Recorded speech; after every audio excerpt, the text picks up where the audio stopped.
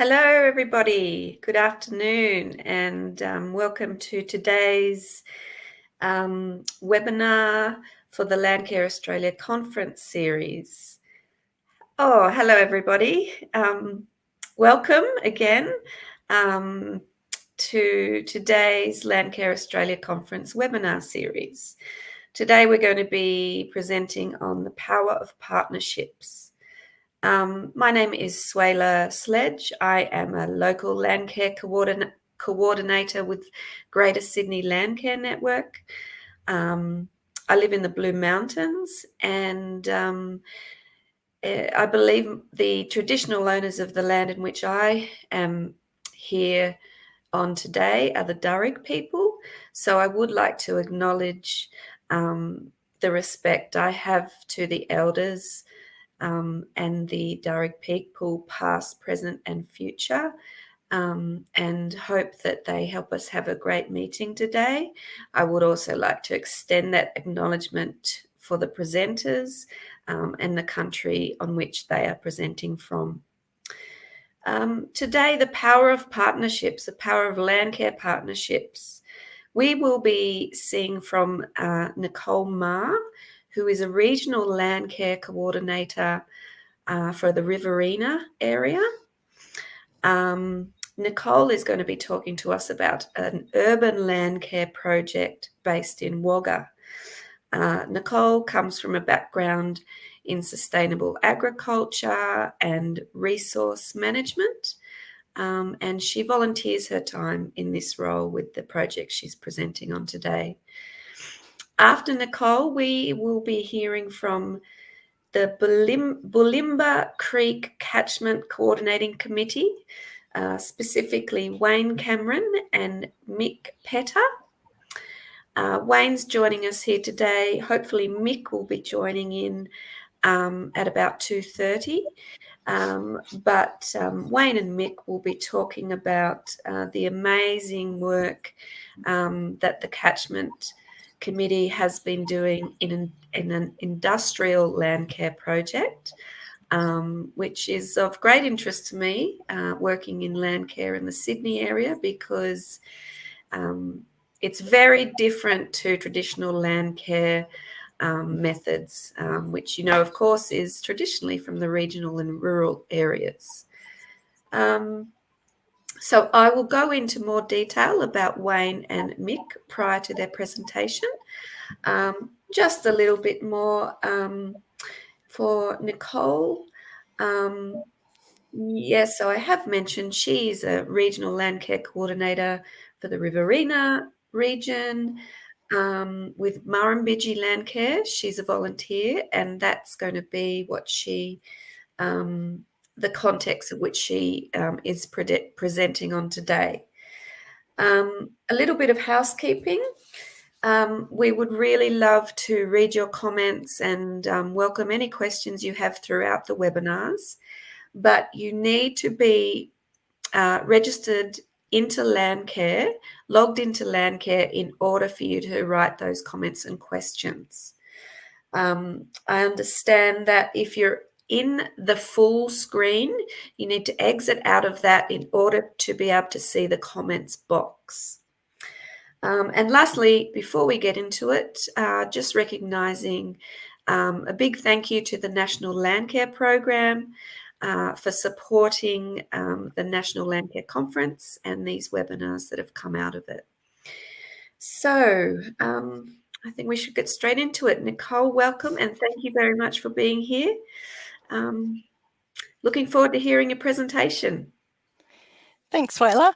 G'day everyone. I'm Nicole Ma, and as Xuela said, I'm the Regional Landcare Coordinator with Murrumbidgee Landcare, but I'm also a volunteer with Wagga Urban Landcare, and it's with my role as a volunteer that I'm going to be talking about some of the partnerships through that role today. So if we go to the next slide, I'll just quick summary. I'll just talk about myself a little bit and how I got involved in Landcare. I'll talk a little bit about Wagga Landcare, the group, what the group's all about, and then I'll just touch on a range of the different partnerships that we have developed over a number of years. So on the next slide, I've always had an interest, I guess, in nature and the environment. I studied environmental science and sustainable agriculture. So for me, Landcare was an awesome place to end up working, because it's the first place I've been that combines both of those passions.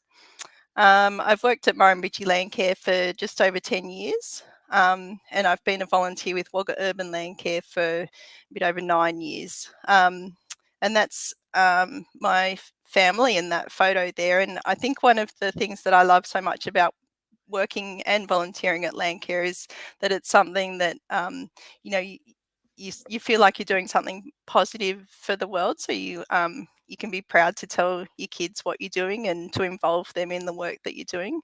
So that's just a little bit of background on me, I suppose. And then on to the next slide. I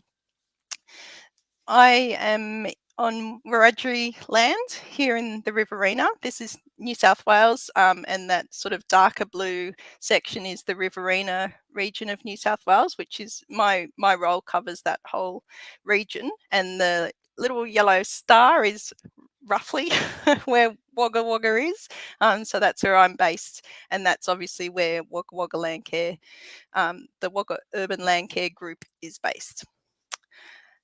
Just to put it in context for those that aren't from around here. So the Wagga Urban Landcare Group, we joined around 9 or 10 years ago, and at that time there had been a steady committee for a fair while, but they were all looking to step aside, and so a whole new group came in, basically, and from there we've sort of I guess changed the way that the group runs a little bit, and we've got a really strong committee.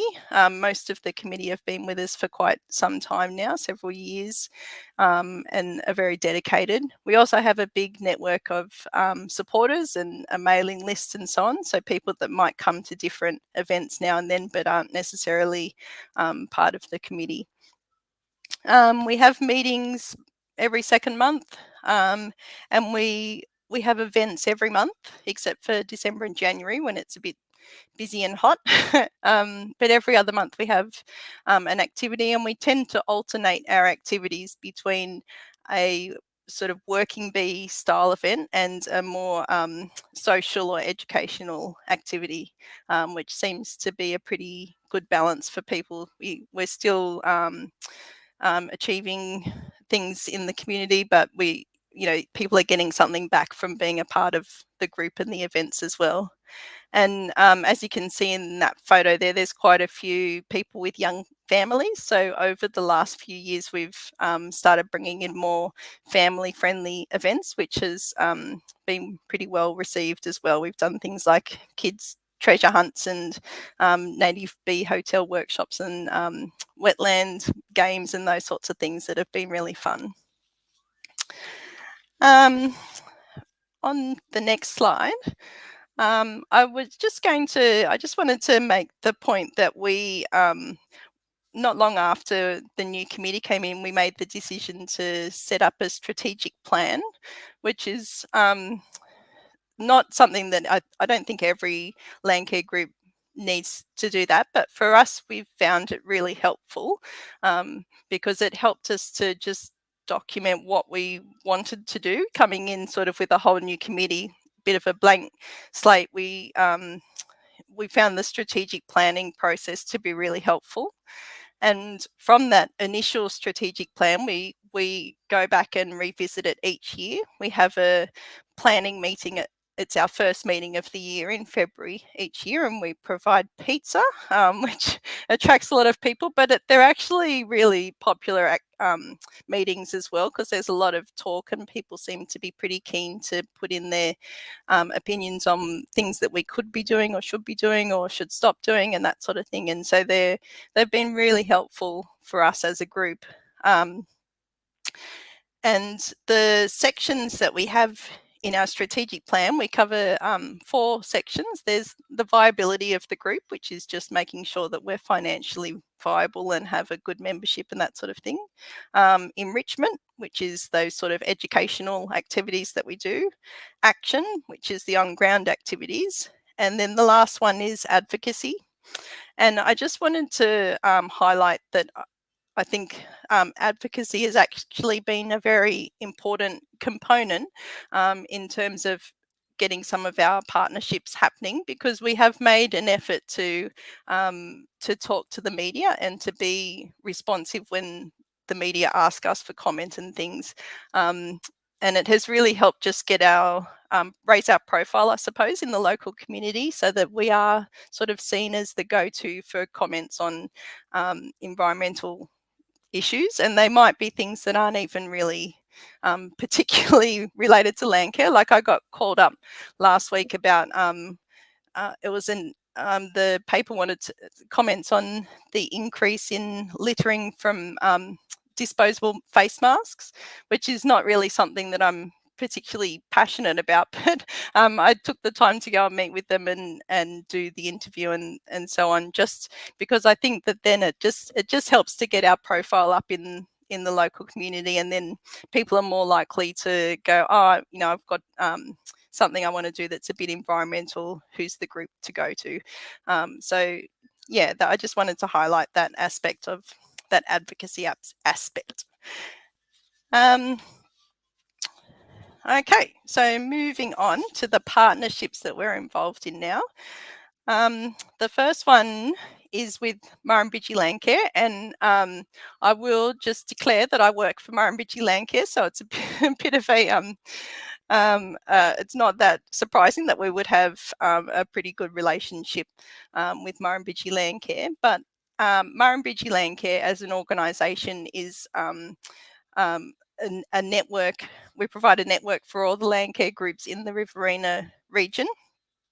And so we have local Landcare coordinators that work with each of the groups, and those local coordinators can support each of the groups. So it's a really beneficial relationship to have with our network in terms of having access to those coordinators who can assist us with funding applications and with providing resources and things. Like in this photo, the marquee is a Murrumbidgee Landcare one, so just basic things like that that you can share between groups. But it's also the other thing that I think has been really great by having the relationship with Murrumbidgee Landcare is that all there's I mean, just within our local government area, there's Wagga Landcare, and then there's Kiamba Landcare, Takata Landcare, and Eastern Riverina Landcare, and those 3 are farming Landcare groups.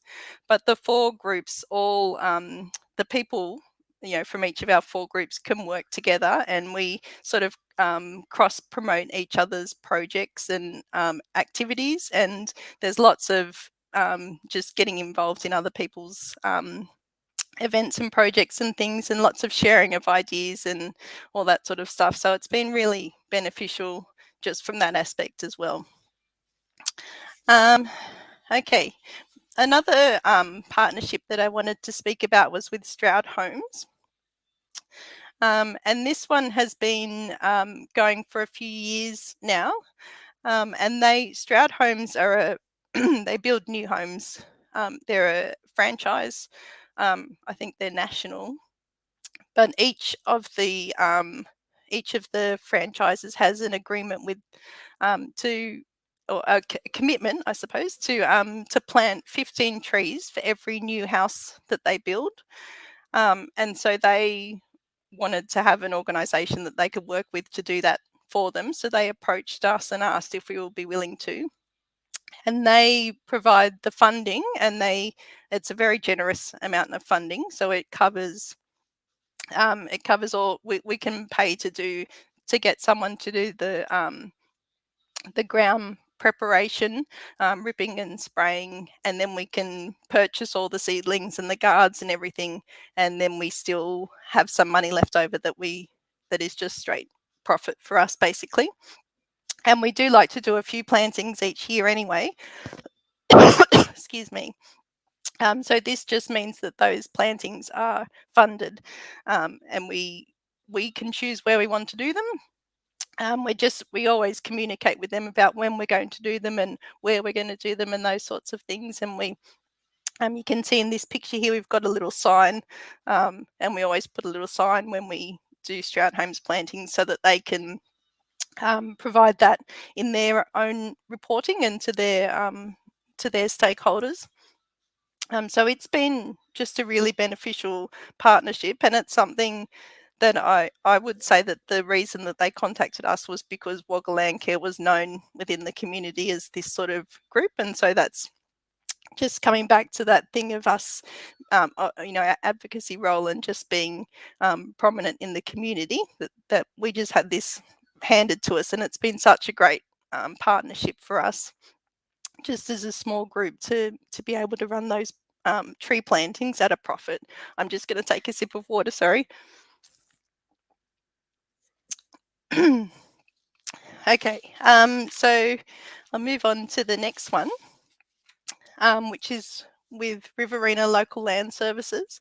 Local Land Services are the sort of a little bit like the catchment management body for those that aren't in New South Wales, and we have found it really helpful with them, because with our plantings, we do them all on public land rather than on private land, as many agricultural land care groups do. And so sometimes, it can be hard to find suitable land to do them on, and Riverina LLS have been really helpful in. So we've done it on a couple of travelling stock reserves. That's what this photo here is of, one of the TSRs. And they fence that off for us, so that the stock that are visiting the TSR can't access where we've planted. Excuse me, they've also done some watering for us and that sort of thing as well. Excuse me. But that's, just, I guess, just knowing people that you can contact to provide you with those locations has been really helpful for us. On the next slide, another couple of partnerships that we've set up with Wagga Rail Trail and Ozfish, who are two other organisations, much like ourselves, community groups that are involved in doing on-ground work to better the local environment, basically. And we've just sort of organically developed these partnerships with these two groups, because we're doing similar sort of things. So Wagga Rail Trail are focused on walking tracks, and particularly along the Murrumbidgee River. So we've done a number of planting sites. There's one area in particular that was totally overrun with woody weeds and everything. Together, the two groups, we've gone in and cleaned it all up and planted it out, and it looks, my husband reckons it looks like a landscape native garden now. It looks awesome, and it's a really popular site in town. It's really commonly used for people walking and riding their bikes and so on. So it's really good exposure, I suppose. So that's been a really good one. And with Ozfish, they're obviously excuse me, focused on fishing areas, so around the Lake Albert or the river. And they were keen to just restore degraded sites along there. So similar sort of thing, regeneration and revegetation. And with Ozfish, they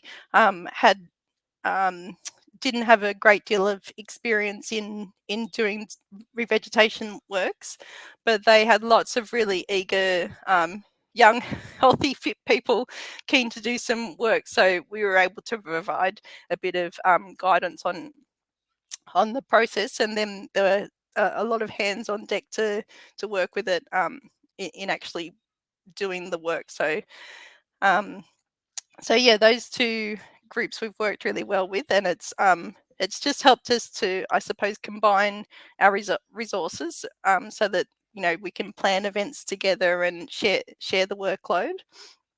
And then when you have the events, you get to meet extra people from the other groups and those sorts of things. So it can be quite a fun activity as well. I think I have just one more to go. And this one has probably been our biggest partnership. And one of the ones that has been going for the longest. We invited a couple of people from our local council to attend our meetings not long after we joined the committee. So we asked, I think it was the environment officer and the weeds officer and a parks and gardens officer. And they came along to our meetings, and just through the process of them being at our meetings and hearing the sorts of things we were doing, they were able, I guess together we were able to see the similarities in our goals and in the projects that we wanted to do. And so we've built this awesome relationship with them where we partner on a lot of events, and just help each other out to both achieve things that we, I guess, want to do together. So we initially partnered on National Tree Day, and we still do that. We've got it coming up this Sunday, in fact. Council provides the site and the trees and prepares the site, and we Landcare goes along and helps to show people how to plant the seedlings. And then we also run the barbecue, and council gives us a payment for running the barbecue for them. And so it's usually quite a large event and a lot bigger than we could have done on our own. And it's just really helps to raise the profile of Landcare in the community. Council have also been really great in offering local sites for us to do revegetation and our Clean Up Australia Day events and those sorts of things, and they really heavily promote them for us as well. And in more recent times, they've also done things like we're doing a new project, and they have offered to propagate the seedlings for our project at the nursery they have at the Botanic Gardens, which will be fantastic. And they also, just little things like they'll give us access to council meeting rooms for our meetings, and when we have events, they often send someone along to help run our events. And if we do events on council lands, then they'll let us do it for free. We don't have to pay higher charges and those sorts of things. So just all these little things that really help us to run a lot more smoothly as a group, and to have the benefit of being involved with council, their knowledge and so on as well. So those are the partnerships that I wanted just to talk about briefly, I guess. And I just the reason that I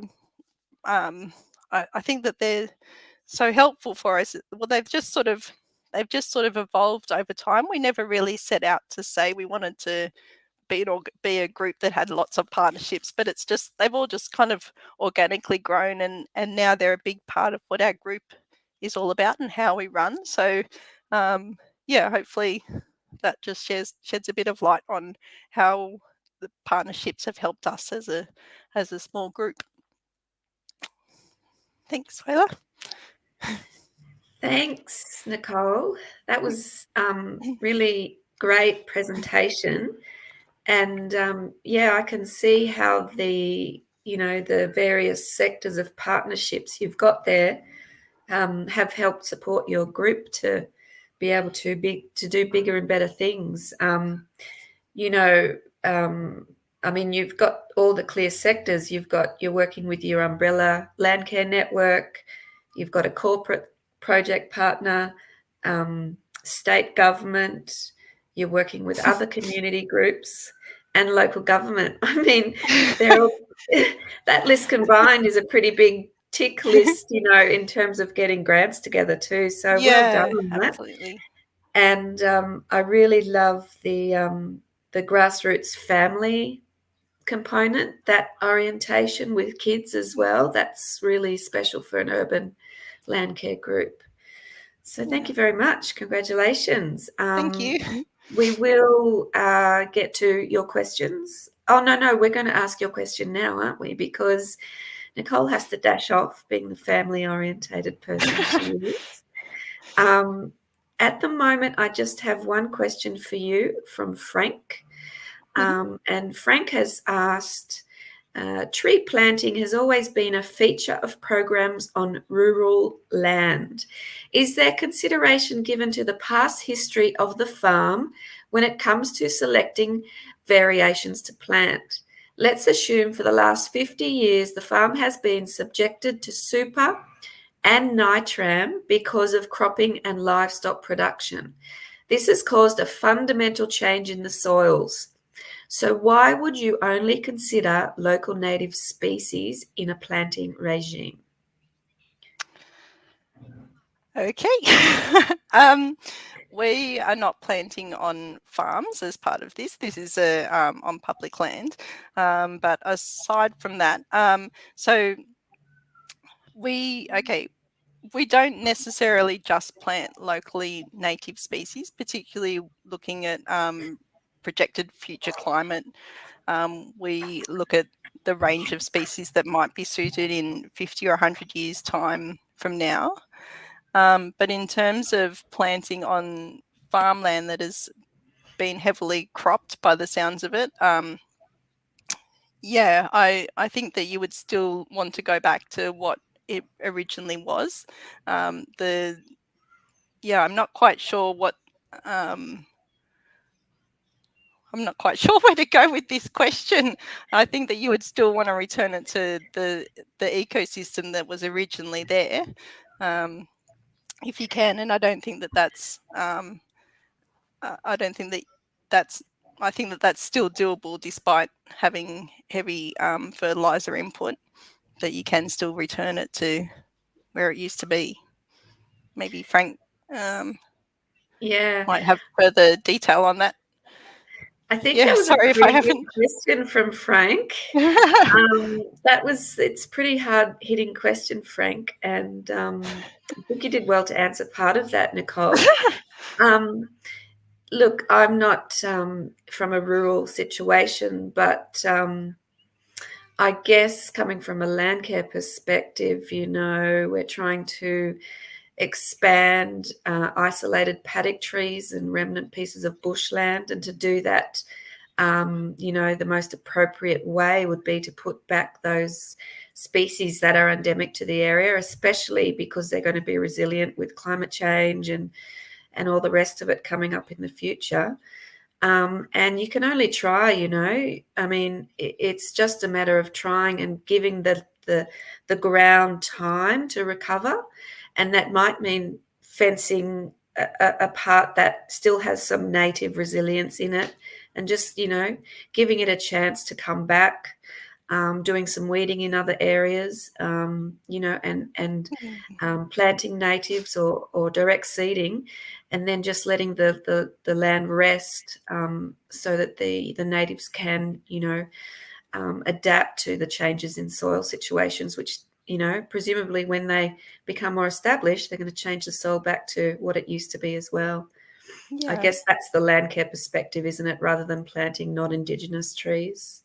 Yeah, exactly. And we definitely, a big priority is focusing on existing native vegetation and protecting what's there, and then expanding out from that. And with things like paddock trees, we try to do, we call them paddock tree groves, where you might start with an existing mature paddock tree, and rather than just fencing off that one tree, fence off a wider area around it and put in some additional trees around it, so that then that protects the internal area from spray drift of herbicides or fertilizers and things, and creates a bit more of a ecosystem within there that you can then keep extending out if you want to. But it's and in terms of recovery too, I guess, when you put the natives back into the area, hopefully you're going to get the native insects and the native reptiles, all, the marsupials endemic to that space returning. Absolutely. Yeah. And as soon as you fence an area off so that you can manage the grazing on it, then you start to see the impact of that straight away. Yeah. So, yeah, you can restore lands that's pretty degraded. Yeah. Yeah. So thanks very much, Frank. That was a really good question. And I hope I'm not being too loud here because the joys of living in an urban environment, one of the neighbours is working in the garden. Thanks, Nicole. Really appreciate your time, and it's a great project you've got going there in Wagga. Yeah, I look forward to hearing more about it. Thanks, Xuela. Thank you. So I might just go on then to introduce our next speakers. And I did notice there might be some promotional information out there suggesting that Henrietta was still presenting. That would be Henrietta Mooney from the Hunter Landcare region. She wasn't able to present in this series, unfortunately. So we do have, and we're very fortunate, I might add, to have Mick Petter and Wayne Cameron from the Bulimba Creek Catchment Coordinating Committee. Now, I forgot to mention as well that these guys are based in Brisbane, so they are up against some challenges, but I think you'll get the gist that they're actually addressing things really well from their presentation. Just a little bit more about Wayne and Mick. I think Mick hasn't arrived back from his previous appointment, so I'll just introduce Wayne first. Wayne has a background in nature conservation and has been doing so for over 30 years. He's been in Brisbane for 26 of those years. He's a founding member of Bulimba. It's a long name, Wayne, I must admit. Bulimba Creek Catchment Coordinating Committee, where he's been working full-time as a volunteer. So that's amazing. Thank you very much, Wayne. Wayne has also been a winner of 3 Healthy Waterway Awards. He's helped restart the Brisbane Catchment Network and instigated industrial landcare in Brisbane. Wayne is a trustee of the Bulimba Creek Environmental Fund and currently coordinates Brisbane Bushland Alliance, plus being a catchment manager for Bulimba Creek Catchment. Mick, hopefully we'll see him before the end of the presentation. Mick Petter is the president for Bulimba Creek Catchment Coordinating Committee. He has more than 40 years experience in conservation, with more than 20 in land care. Mick is the president and has been for 20 years, based in Brisbane. Mick also chairs the Southeast Queensland NHT panel. He's a member of Queensland Landcare Catchment Management Council, and a Land and Water Australia Community Fellow from 2001. So incredibly impressive resumes, bios there, Wayne. I'm so looking forward to hearing your presentation. Please go ahead, and we'll have questions afterwards. Thanks, Wayne. Thank you, Xuela. Good afternoon, everybody. I'd like to speak on Bulimba Creek and industrial land care. Bulimba Creek catchment is a catchment on the south side of Brisbane. I think we might have come up with a slide here that's a little bit out of sync, but anyway, industrial land care is partnering with industry. We've worked on certain sites for years, been operating for 20 years now, and we've found that we've had to work with industry in certain situations, even to get it onto the land. So, for instance, industrial land care only kicked off officially in 2018 when we went to Gibson Island, which is an industrial island in the Brisbane River. And with that partnership, we had to form there with those local industries, because the island itself had one side of it badly degraded, and it's really a peninsula into the Brisbane River from Bulimba Creek. And for years we wanted to get something done there. There was massive changes to that riparian zone. And then in early 2018, the Department of Natural Resources, the state government, had to clear a big section of all this very heavy weed infestation, including massive broadleaf pepper trees and celtus. And that left a little bit of an open window for the community group, us to stick our hand up and say, look, what are you going to do with this? And what was going to happen was that they were just going to seal it off from illegal use by illegal boats and houseboats and dumping, and also trucks parking on top of the infrastructure line for the APA gas, which goes out to Incitec Pivot at the end of the island, a big industry pipeline going out there, and very heavy semi-trailers were parking on this line. So they put a rock barrier around the site, which was around about 1.5 hectares to start with. And since 2018, we've worked, and without funding from government, we received a little bit of Landcare Coca-Cola funding to kick off, a very small amount, and we added to that ourselves. And then we started engaging with the industries there. They were across the road, they were nearby, they were in the industrial estate, heading out to the Port of Brisbane, which is not far. And we had a bit of success. Initially, getting them to come onto site. And we operate from a sustainability centre in Brisbane. And this sustainability centre is at Carindale, and it's owned by PowerLink, a big electricity corporation, I suppose, not an industry, but they've been very helpful. And obviously we've had to adapt to live on this land, and we've got a sustainability centre there and cater for the public. Yeah, so PowerLink and B4C have been operating together for years, and they've allowed us to work on other sites as well, including the Bulimba Creek Oxbow. We've worked also with Transurban and TMR, which is Transport and Main Roads, particularly on fauna movement solutions. This slide here shows the overpass on a street called Illawina Street in the south part of the catchment, and that goes over a main road.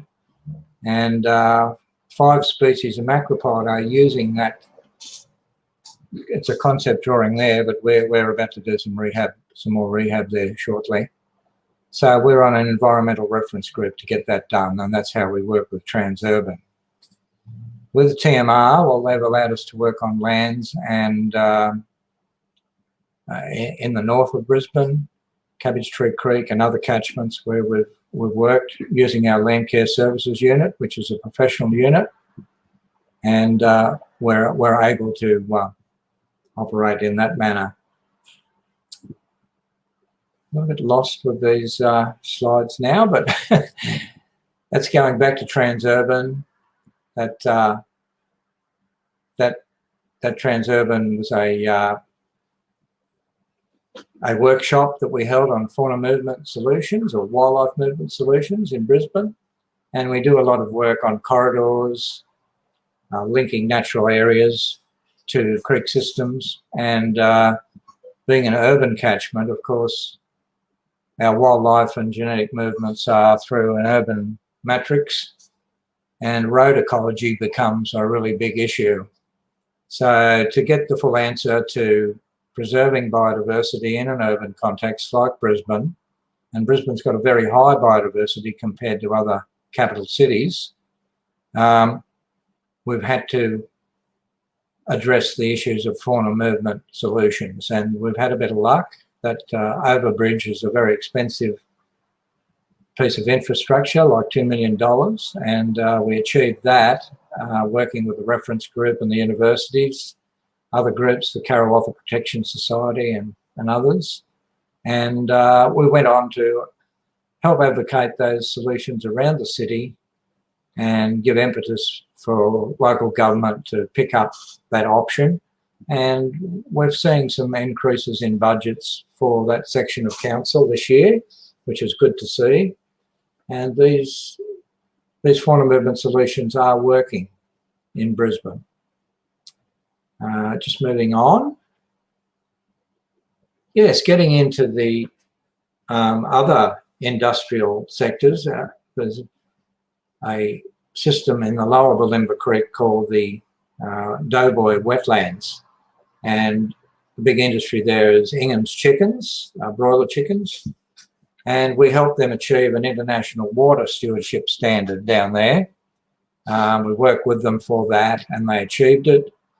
They rehabilitated the property. They had about 8 ponds, very large dams or ponds that had to be excavated out. They were old piggery ponds, and they worked a massive amount of water that was having to be discharged through the sewerage system is now discharged through the wetlands themselves, and the water is being cleaned naturally by those ponds. And we're doing revegetation works, and fauna cameras have been down there, and we're finding very big outcomes for biodiversity through the work that's been done by Ingham. So that's one. Moving on from there, Port of Brisbane, we're working in our second 5-year plan. We come up with some sites. They look at the sites. We mainly stay in the lower Brisbane River, where they're based at the Port of Brisbane, at the mouth of the Brisbane River. So there's a big lake out there called Lucinda Lake, and it was going to be built on a few years ago. They were going to fill it in. And we went into fight there. We were actually on adversarial position with the Port of Brisbane in those days, and we fought to save that. But fortunately, they didn't hold a grudge against us and could see that we were fighting for what was right, and they were on the side of right in the end too, to save that freshwater system, a very large lake down there.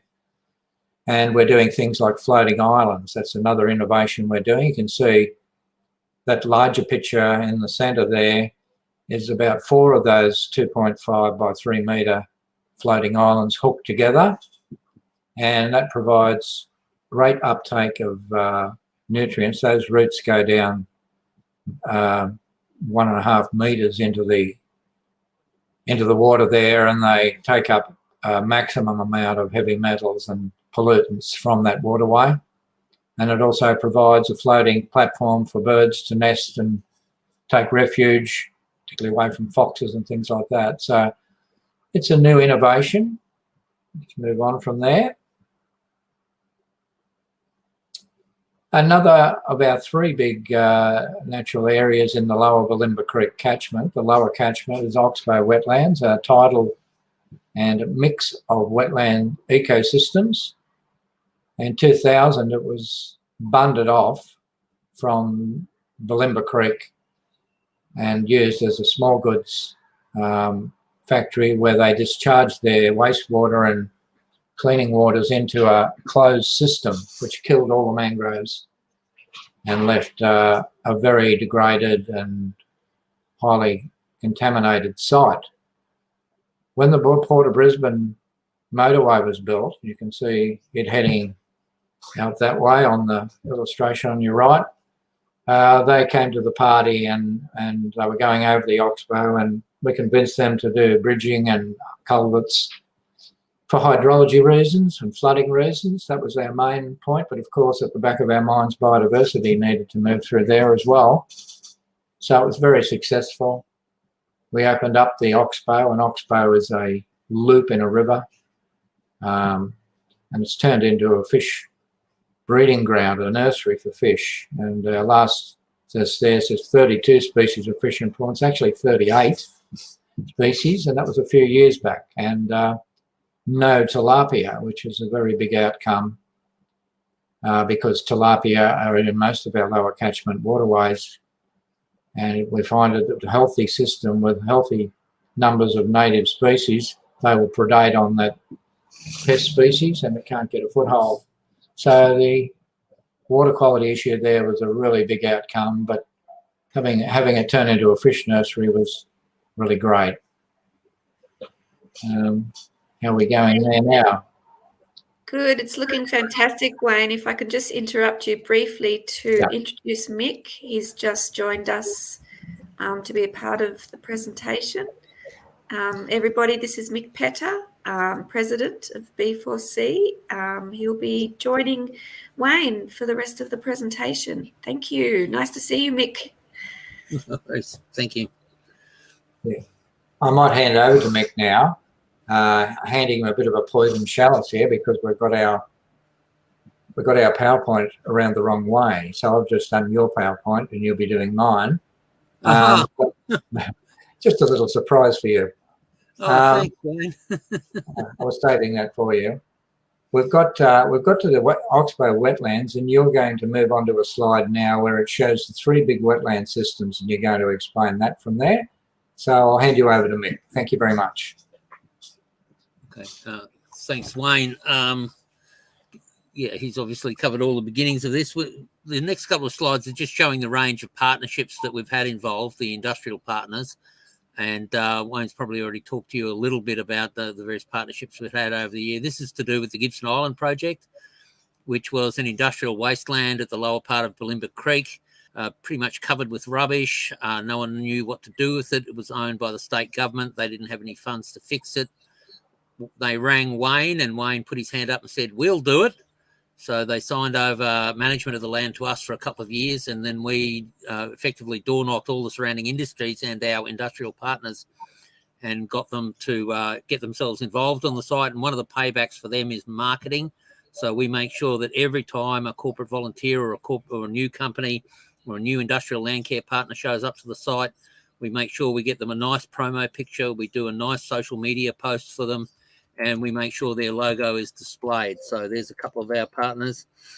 And here's a couple of other partners. Visi is just across the road from the site, so they've been a major sponsor. They provide all the bins. The important thing to stress about the industrial land care thing is people are getting paid to come to these sites during work hours. This is not a weekend volunteering program. This is during the workaday week. So this is different to a lot of our other land care activities, which happen with volunteers on the weekend. So this is a workaday experience. So these people are getting paid as part of their normal job to come out and help restore the environment. So they've been very big supporters of us and been very keen to let their staff come out and help us. And we've had everyone from the from factory floor workers to the receptionists come out and help us. So urban utilities, these are people who put in all the sewer lines and water lines around Brisbane. They've been a big help to us over the years. So they've come on board as corporate volunteers. Port of Brisbane, who we've had a 5-year partnership with.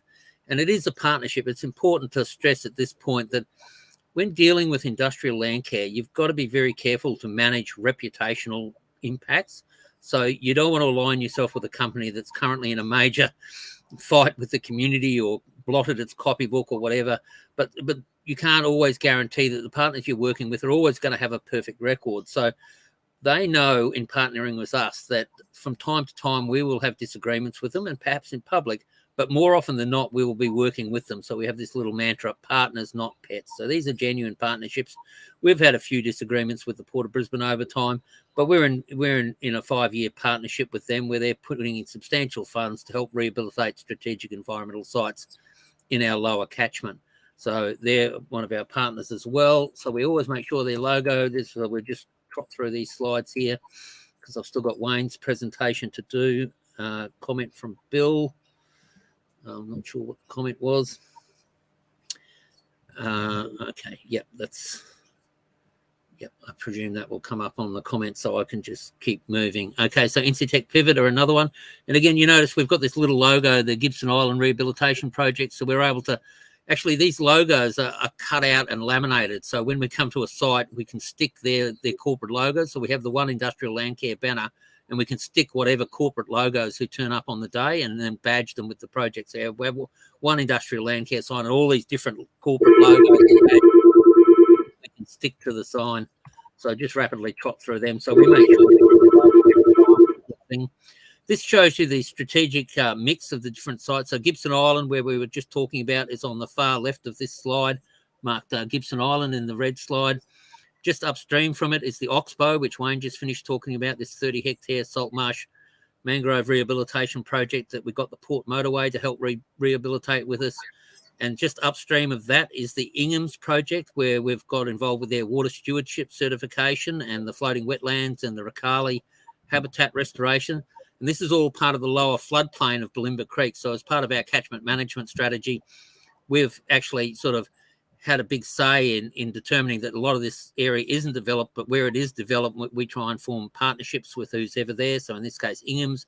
In the case of the Oxbow, we've got Powerlink, substation, a major substation for the south of Brisbane, the Port Motorway. You can see the amount of infrastructure that converges here. And then Gibson Island, which was our old sewage treatment plant and a major power station. So this just shows we're not just working with these industrial partners at any site. They are strategically located and they are part of an overall plan. Okay, so if we now rapidly gallop, because I've got less than a couple of minutes to get through all of Wayne's presentation, and I'm not sure how much I'll be repeating of his. So if we just, I think Wayne did my slideshow and I've still got his to do. So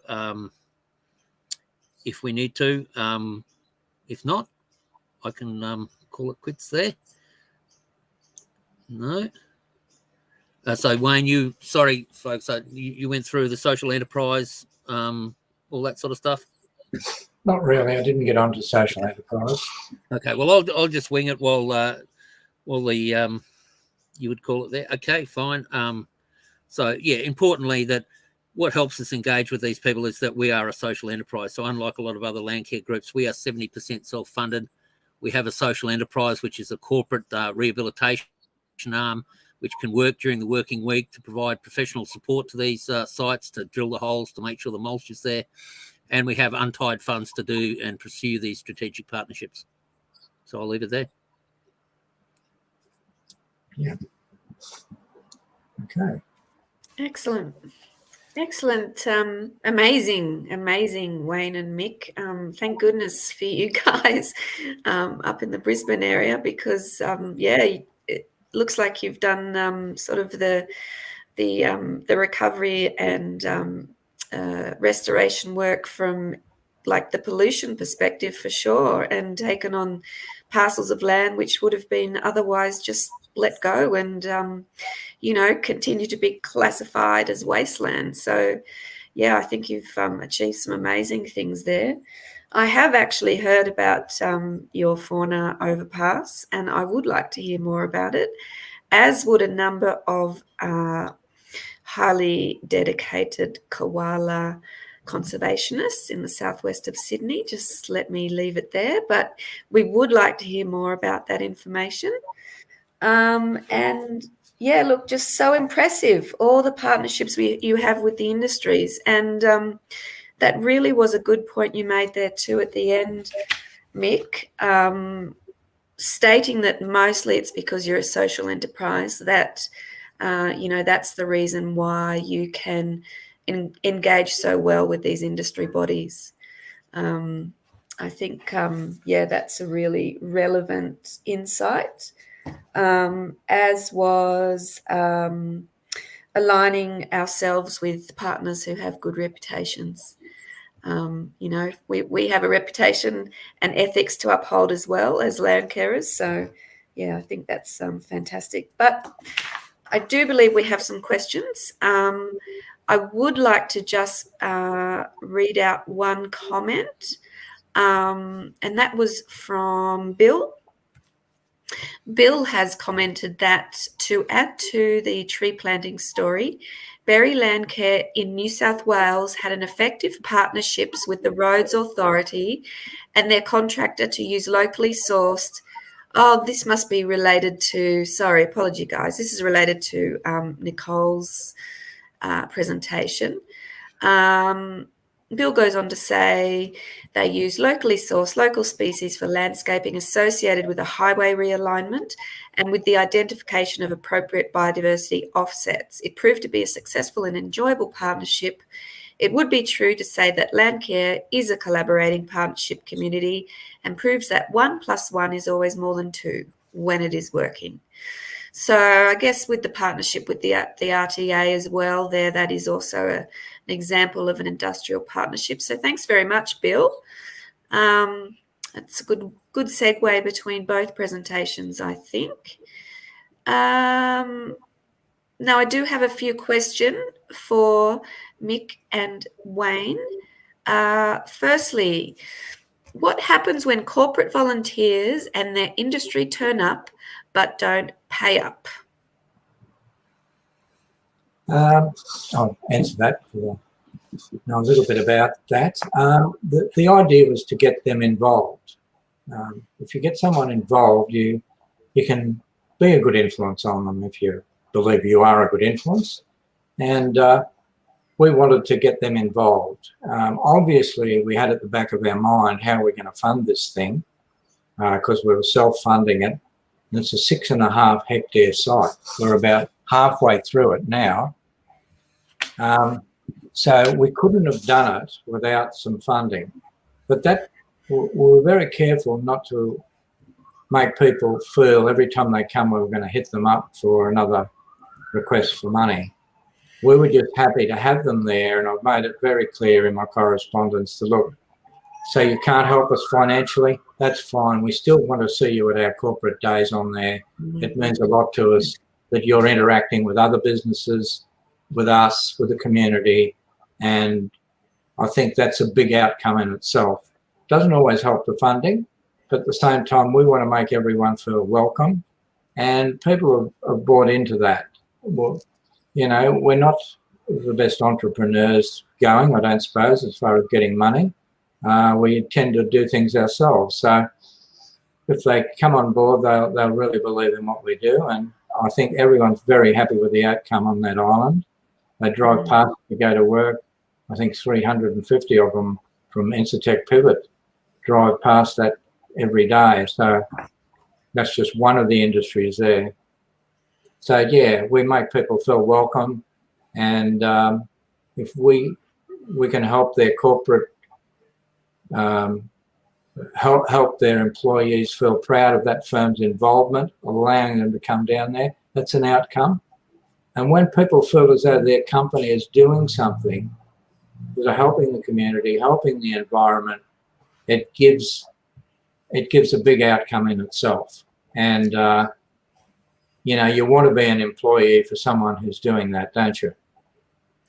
The other point to realise is money is only means to an end.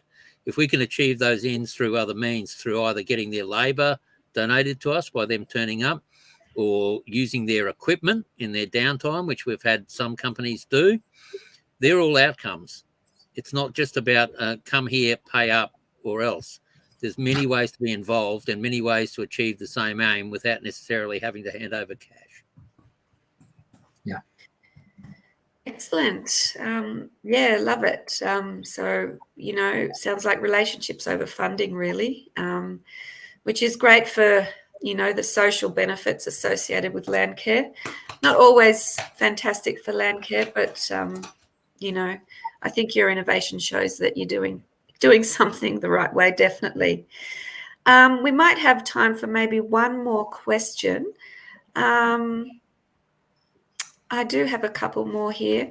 I guess, look, I'd really be interested in learning, how does Brisbane's catchment committee system operate in a nutshell? Or is that a really long-winded answer? Do you want to do that, Mick? Yeah, originally it was facilitated by the Brisbane City Council itself, but then it became what's known as a bureaucratic dumping ground where people could just tick and flick their consultation box by coming and doing a presentation and not necessarily listening to anything catchment groups had to say. So Wayne and others made the call to take it outside of the council and establish it as an independent incorporated association. So there's a thing called the Brisbane Catchments Network.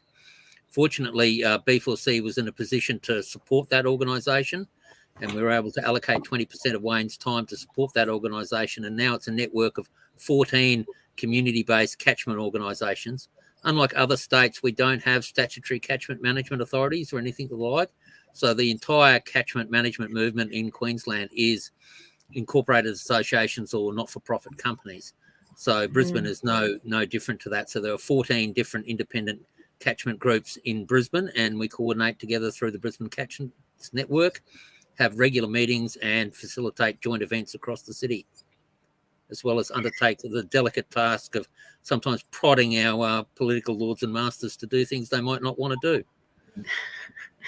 That sounds amazing. Sounds like an amazing team of people and one strong network, that's for sure. Thank you, Mick. Yeah, very then interesting. On the other hand, there are some things the politicians are very keen to do, and we're always ready to help them with that as well. We're a very accommodating group. Yeah. The more of us together, the more politically persuasive we're going to become, aren't we? All right, one more question, because I think our time is but what are the benefits to companies to join industrial land care? I think the corporate responsibility, if they have a policy for corporate social environmental responsibility at the board level, this achieves those aims. They can achieve aims of managing sites under control of their business that they might not normally be able to get control of, like weed control around the periphery of their businesses. They can also achieve marketing outcomes, and that's the main thing that a lot of the businesses are going for. And making, it's an extra benefit to employees. It helps them in their workplace. But by and large, at the bottom line, they are companies. They are in business to make money. This is largely seen as a social marketing exercise, and we certainly help them to give that. But in return, we actually get real work done on real sites to a real benefit. Yeah, and the other thing on top of that, say Queensland Bulk Handlers, for instance, or Powerlink, or whoever, we've done work on their properties. We've done work on, a detention pond and yard work. At Ingham's, we do the mowing and the gardens. That's a contract that was given to us because they could see that keeping us going was a shared value creation. Just by keeping us in the game, we can do these other things like run a sustainability centre, help schools, all the lovey-dovey stuff of catchments. It's got to be backed up by dollars somehow, and we've got to earn those dollars ourselves. We don't want handouts. We've never got handouts. What we've got is contract works to get us by, to keep our unit going, and that has been the backup that's, helped restart the Brisbane Catchments Network, save Intrepid Landcare from going down the gurgler when they were at critical points. That little bit of help from a professional unit has been critical for Bulimba Creek. Fantastic. I think those are messages we can all take home when trying to sell, the benefit of partnering with Landcare to industries, different organisations, different government departments. Yeah.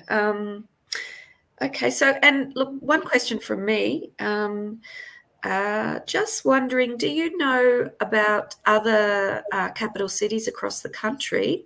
Are there as established or, does industrial land care even exist in the other cities across Australia? And do you connect with them? No. We created the concept here, unless I plagiarised it from some weird website or someone else has got it and we don't know about it. We started it in 2018.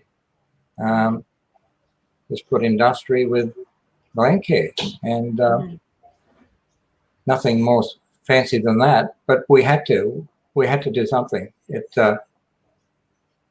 Talk about in-kind support. If Energex doesn't clear the next section of their easement down there, it's going to cost us thousands of dollars. We're going to have to scrape up from somewhere. If Powerlink doesn't supply free mulch, these are the little extras. When you don't get money, you get things like this.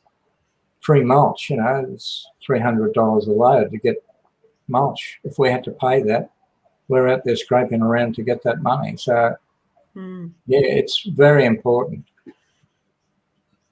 I would think it's been done on an ad hoc, informal basis in some places, but never badged as such. We were the first to pick it up and badge it as such, and to actually go out there and advertise the fact that it was a thing.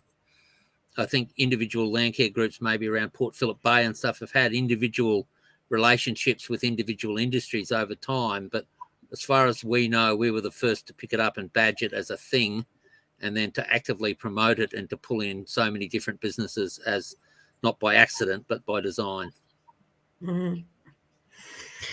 Very good. Well, yeah, I just think it's amazing. And I don't know, maybe Landcare Australia could pull all of us city Landcarers together at some stage in weeks for us to swap stories from across the country. I think that would be really great for the cities. But look, we probably have to leave it there. We're 5 minutes over the hour. If I can thank Wayne and Mick for your time and expertise, and very insightful, amazing presentation. I would like to encourage you guys to consider presenting at the State Landcare Conference, which is next year in Brisbane.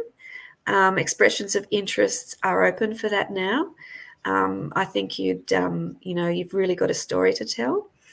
And also thanks to Nicole, who I believe has had to rush away for family duties, and her beautiful story about urban wagga in Landcare and how family and kid orientated it is. I think, all of the stories today have really described, just the power that partnerships can have in Landcare. And yeah, as a Landcare coordinator, I don't do any work without them, really. I'm sure we're all similar. One last note. Thanks again to the National Landcare Program for paying for the National Landcare Conference, and as a part of that, these Landcare series. And I would like to encourage everybody as well, emphasise the fact that the National Landcare Conference is virtual.